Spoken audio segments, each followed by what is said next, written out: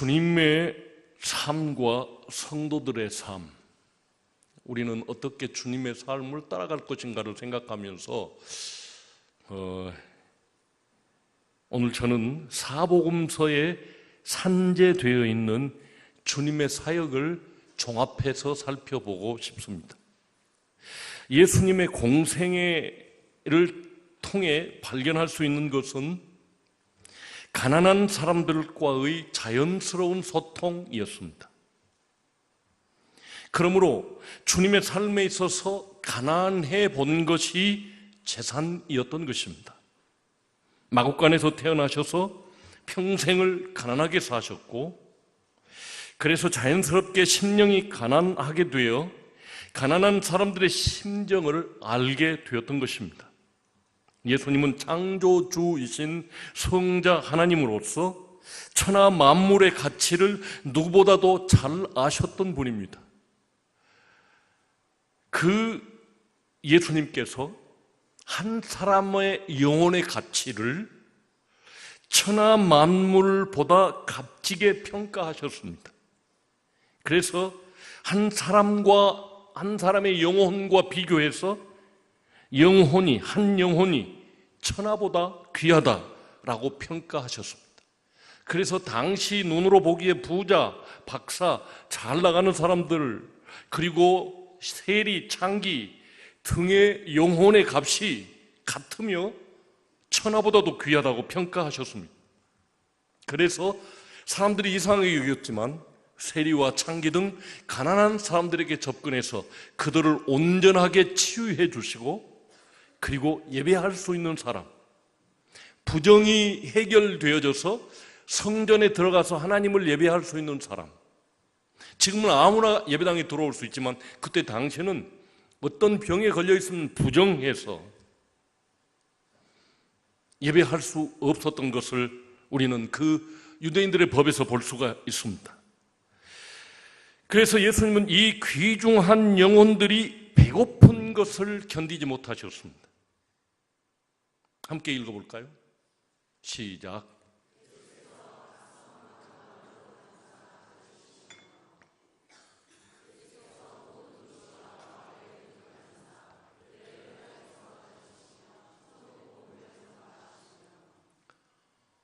예수님은 사람들이 배고픈 것을 못 견뎌 하신다고 말해놓고서 무슨 각성에 돌아다니면서 전도한 것을 제시하십니까? 라고 궁금해하지 않으셨습니까?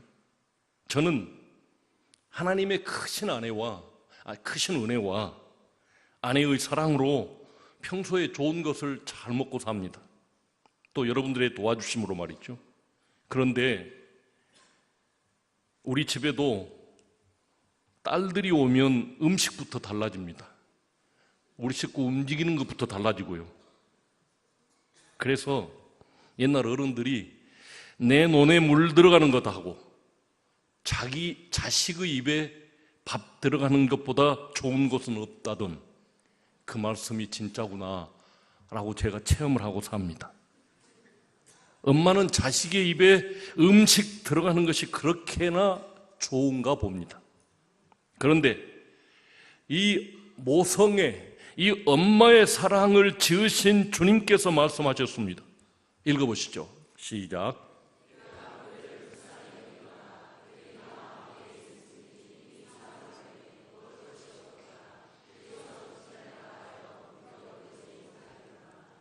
제자들은 이제 예수님 말씀 다 들었으니까 집으로 돌아가면 되겠다고 생각하고 이 문제를 아무도 제기하지 않는데, 우리 주님께서는 이들이 가다 기진할까 두렵다, 가다 쓰러질까 무섭다, 그러니까 먹여서 보내야 되겠다라고 말씀하신 것이었습니다. 영혼의 생명은 하나님 말씀 섭취에 있습니다. 그래서 성경은 사람이 떡으로만 사는 것이 아니라 하나님의 입에서 나오는 모든 말씀으로 살 것이라고 선언하고 계십니다. 그러니까 주님의 주 사역이셨던 가르침의 사역은 자기 백성들의 영혼 사랑에서 기인되었던 것입니다. 다시 말씀드리면 사람들의 영혼을 사랑하여 말씀을 부지런히 먹이시고 또 배고픈 무리들을 불쌍히 여기사 오병이어의 기적을 통해서 배부르도록 음식을 먹이셨습니다. 먹고 남은 것이 12광줄이었으니까 여기서 예수 따르는 사람들의 삶의 패턴이 결정이 됩니다. 예수는 주라고 가르치기와 배고픈 이웃을 섬겨 구제하는 것이 우리의 삶의 패턴이라는 것입니다.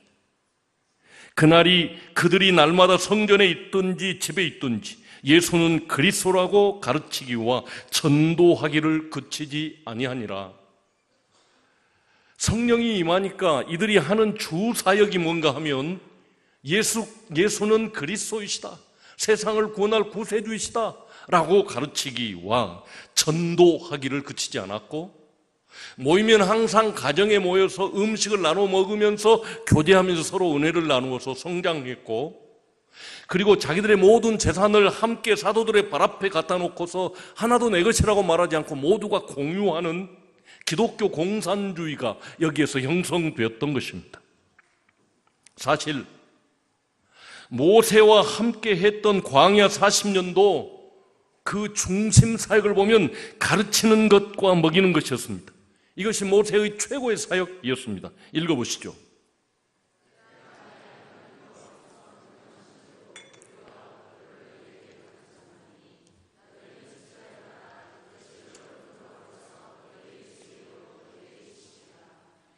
그리고 한 가지 더 있죠. 이스라엘 조상들도 전혀 모르던 만나를 주어 먹게 하였습니다. 이처럼 예수님의 공생애를 살펴보면 각 성, 각 마을로 다니사 가르치시며 오병이어 또는 칠병이어의 기적을 통해 백성을 먹이셨습니다. 구약에서 하나님의 말씀을 배운 모세와 함께 했던 광야 세대가, 만나 세대가 넉넉히 당시 세계 최고의 그 문화, 발전된 문화를 가진 가나안 사람들을 정복할 수 있었던 것은 모세를 통해 하나님의 말씀을 수없이 먹어 신앙이 준비된 사람들이었기 때문이었습니다.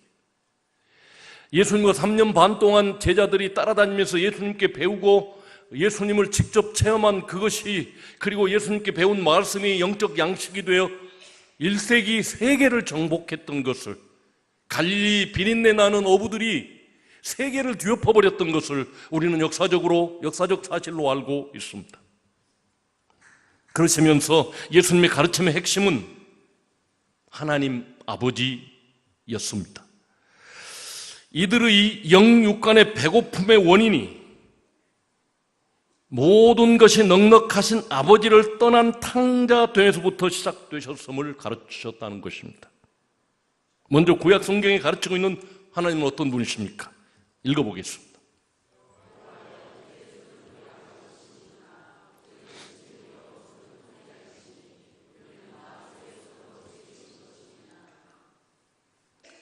하나님은 우리 아버지십니다. 아버지를 떠나면 탕자가 줄이고 배고파 쥐염열매. 내가 이스라엘 가서 쥐염열매 먹어보니까 진짜 맛이 없더라고요. 그런 열매마저도 먹을 수 없는 가난한 상황에서 그가 울부짖었던 것을 우리는 잘 알고 있습니다. 비교해서 예수님께서 가르치신 하나님은 어떤 분이십니까? 읽어보겠습니다.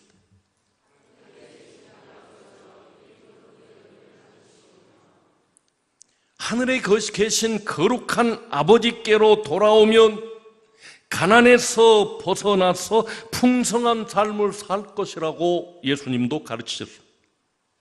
내 아버지에게는 양식이 풍족한 품꾼이 얼마나 많은가, 나는 여기서 추려 죽는구나.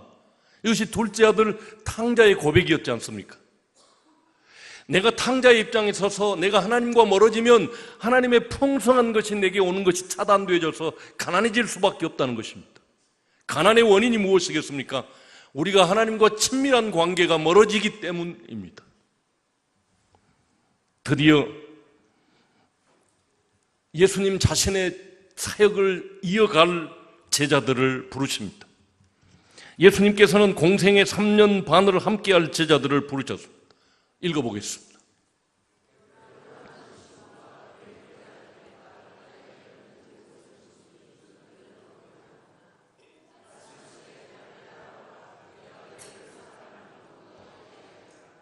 물론 이들의 30년 후의 삶, 30년 후에 이 제자들이 어떻게 살까를 내다보시면서 그들을 부르시고 가르치셨습니다. 예수님이 3년 반 동안 함께 계셨지만 30년 후 이들이 세계를 뒤엎을 새로운 가치로 교회를 만들어내는 그런 역사를 일으킬 것을 내다보고 부르셔서 내가 너희를 사람 낚는 어부가 되게 하리라. 예수님 따라다니면서 뒤치다거리하는 사람들이 아니라 사람 낚는 어부. 이분들이 얼마나 많은 사람들에게 전도했던 것을 우리는 성경을 통해서 압니다. 베드로의 한 번 설교에 5,000명, 3,000명이 회개했던 역사를 우리는 알고 있습니다. 이것을 내다보고서 부르셨습니다. 제자들도 스스로 우리는 갈릴리 출신이니까 누구도 알아주지 않아 자존감이 낮은 사람들이었습니다. 그럼에도 불구하고 우리 같은 사람을 선택해서 한 시대를 변화시켜서 세계를 그리스도화하게 만들었던 역사를 우리는 알고 있습니다.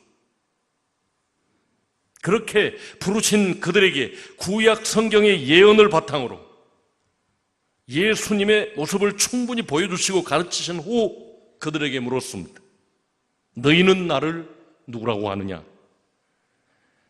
다음은 함께 읽어보겠습니다. 시작.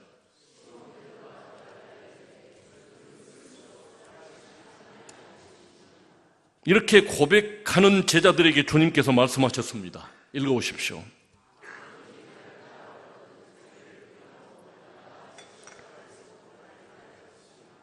그러던 어느 날 예수님은 놀라운 광경을 핵심 제자들에게 보여주셨습니다.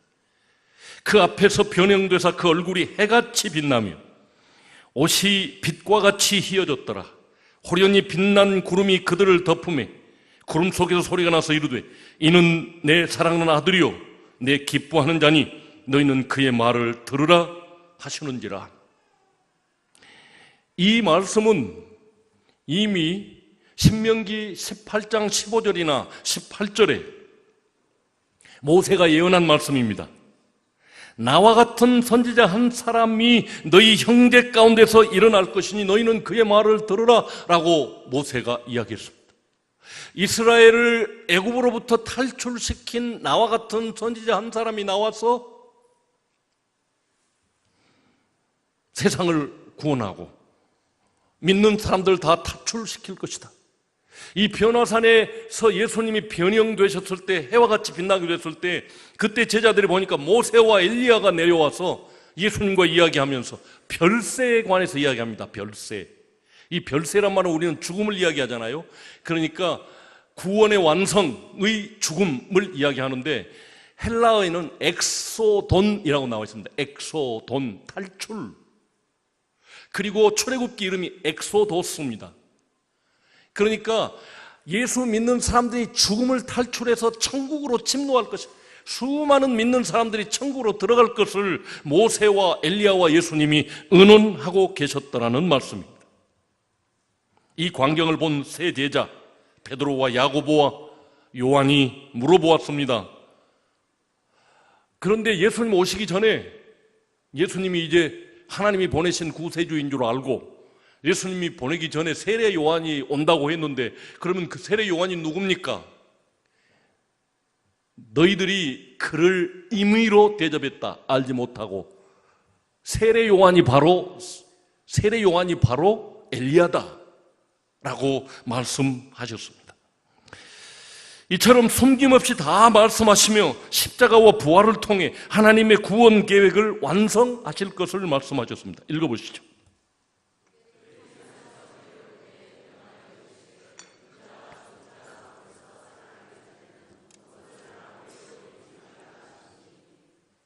변형된 하나님으로서의 영광스러운 모습도 보여주시고 그리고 영적인 비밀인 내가 십자가에서 죽고 사흘 만에 살아나리라 라고 하는 말씀도 가르쳐 주셨습니다.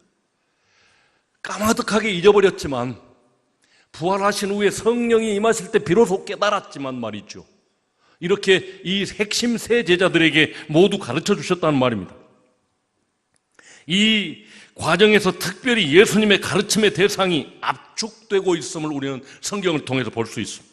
그러니까 처음에는 많은 무리들을 대상으로 가르치시다가 십자가가 가까울수록 주님은 12제자, 11제자와 시간을 많이 보내셨습니다. 그리고 가장 중요한 순간에는 베드로, 야고보, 요한만 데리고 들어가서 그 광경을 보게 허락하셨습니다. 예를 들면 회당장 야이로의 딸이 죽었는데 달리다 굼 하면서 일으킬 때 세 제자만 데리고 들어갔습니다. 그리고 이들은 이 광경을 보면서 주님께서 부활의 주님이시구나. 이후에 나사로를 살리면서 나는 부활이요 생명이니 나를 믿는 자는 죽어도 살겠고 라고 하는 이 말씀을 들었을 때 야이로의 딸도 살렸지, 나인성 과부의 딸도 살렸지, 죽은 나사로도 살렸지. 그래, 주님은 부활의 주님이야.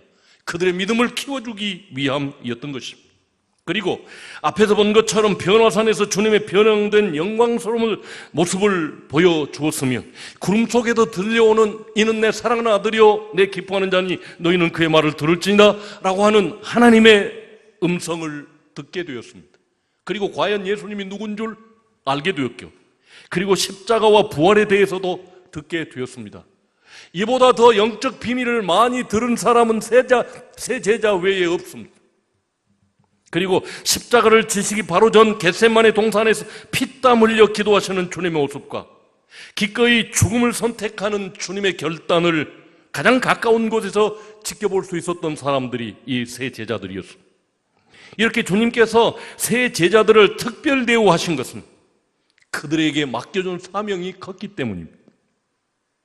더 많은 사명을 감당해야 할 책무가 그들에게 있었기 때문에 가까이에서 가장 큰 영적 비밀들을 가르쳐 주셨던 것입니다. 베드로는 대표 제자로서 예루살렘과 유대 사람들에게 복음을 전하여 한 번에 3,000명, 한 번에 5,000명을 회개케 하는 복음의 문을 열어주었습니다. 그리고 사마리아에서 빌립 집사님이 부흥을 일으켰다는 소식을 듣고 가서 베드로와 요한이 가서 안수기도 할 때 성령이 오순절 강림 성령처럼 내려오셨습니다. 그리고 또한 이방인 고넬료에게 복음을 전할 때 성령의 강권하심으로 찾아가서 고넬료 백부장에게 복음을 전할 때 그 가족들과 친구들이 말씀을 듣는 중에 성령께서 임재하심으로 이방을 향한 복음의 문을 열었던 사람이었습니다. 이는 주님께서 일찍이 베드로의 신앙 고백을 들으시고 칭찬하신 말씀의 성취였던 것 같습니다. 함께 읽어보시겠습니다.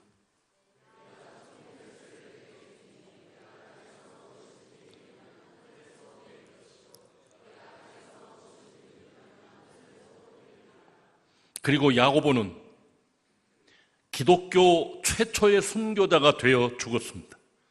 아울러 동생 요한은 베드로와 동행하면서 같은 사역을 감당했고 끝까지 살아남아서 pat모섬에서 요한계시록을 기록하는 등 요한복음과 요한서신을 남겼습니다. 이런 위대한 사명 감당을 위해 주님은 세 제자들에게 집중하시면서 주님의 사역을 이어가게 하셨던 것입니다. 세 번째로 또 한 가지 우리가 살펴볼 중요한 대목이 산상수훈입니다. 마태복음 5장부터 7장까지의 산상수훈은 모세가 시내산에서 받은 율법 이후 하나님께서 직접 들려주신 말씀이셨습니다. 완성된 새 율법과 새 기준으로서의 산상수훈을 들려주는 것이었습니다. 그리스도인들의 권리장전이라고도 부르는 이 산상수훈의 말씀 중에는 성경 전체를 조망하게 하는 요약이자 핵심인 말씀이 들어 있습니다. 함께 읽어보시겠습니다. 시작.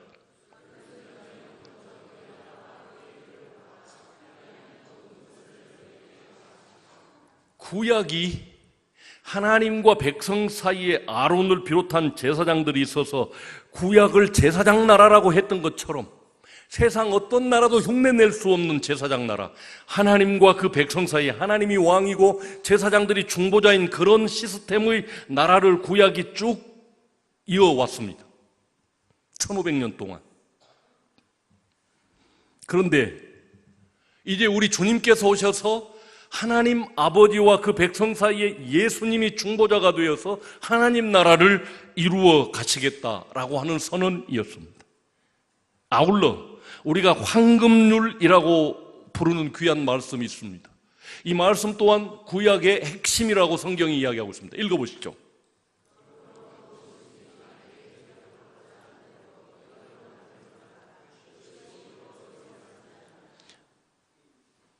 여러분, 이 말씀이 율법이요 선지자랍니다.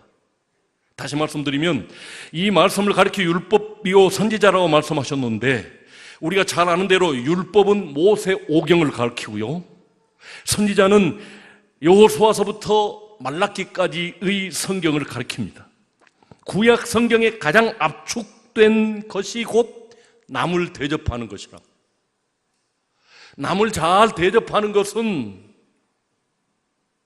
구약 성경 전체를 실천하고 있는 사람입니다. 가난한 자, 힘든 자, 병든 자, 우리의 도움이 있어서 도울 수 있는 사람, 구약 전체를 지키고 있는 사랑의 사도입니다. 남은 두 부류의 남이 있습니다. 하나님 아버지를 대접하는 것과 우리 이웃을 대접하는 것입니다. 하나님 사랑, 이웃 사랑이 성경의 강령이라고, 율법과 선지자, 구약 성경의 핵심이라고 이야기하고 있습니다. 그러므로 하나님을 내 전인격으로 사랑하는 것과 이웃을 내 몸처럼 사랑하는 것은 남을 대접한다라는 한말로 축약되는 내용이라 하는 뜻입니다. 오늘부터 남을 잘 대접해서 하늘의 복을 받으시기를 주님 이름으로 축복합니다. 이 귀중한 산상수훈을 주시면서 주님의 실전을 촉구하는 주님의 말씀을 우리에게 주셨습니다. 함께 읽어보시겠습니다.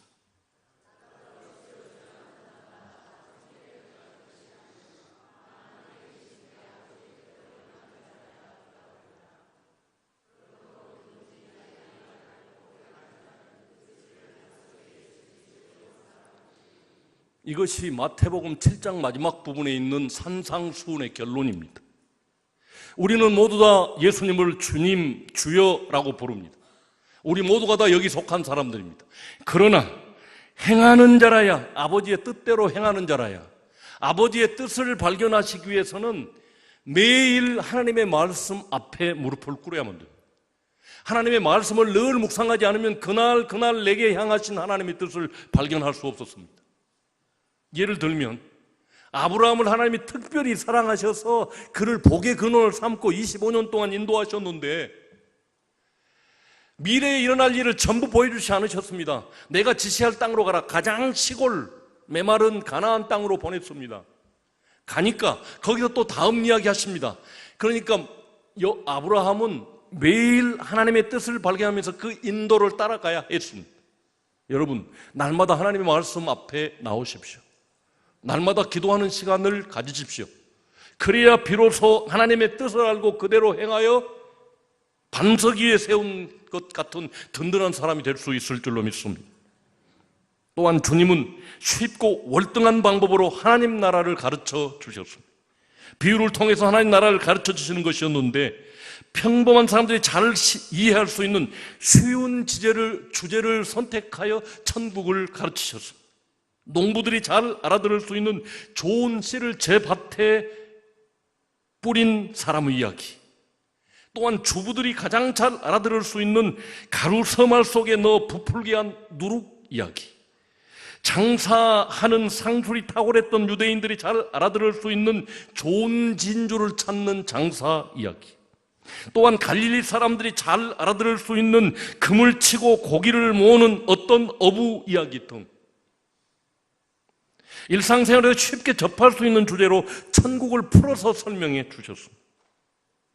이처럼 주님은 모세오경과 선지자들의 기록을 각자의 눈높이에 맞게 비유를 통해 하나님 나라를 가르쳐 주심으로 3년 반 만에 주님의 이 말씀을 달게 들었던 모든 사람들은 도대체 하나님의 나라가 무엇인가를 이해하게 되었습니다. 주님께서는 율법학자나 바리새인들 그리고 서기관들, 지식인들에게는 너희가 이러이러한 일을 읽어보지 못하였느냐라고 말씀하시면서 그들의 말씀 안에 들어있는 하나님의 마음을 읽지 못하고 형식주의에 빠져버린 그들을 크게 꾸짖으셨습니다. 읽어보시죠.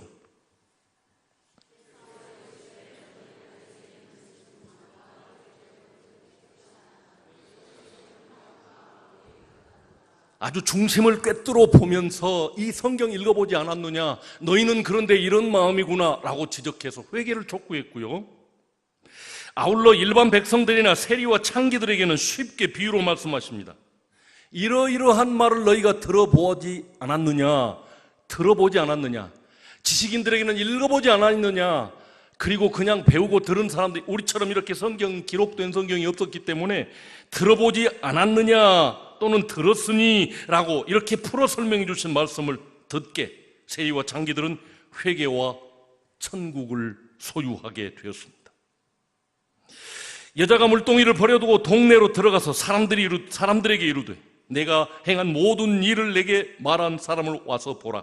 이는 그리스도가 아니냐.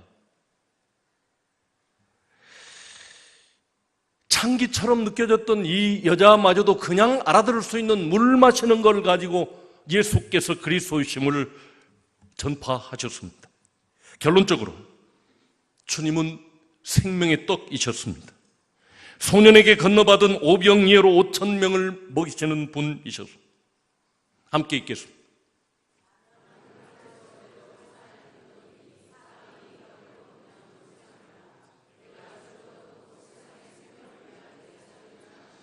지금까지 우리는 예수님의 한 영혼 사랑에 대한 이야기를 나누었습니다.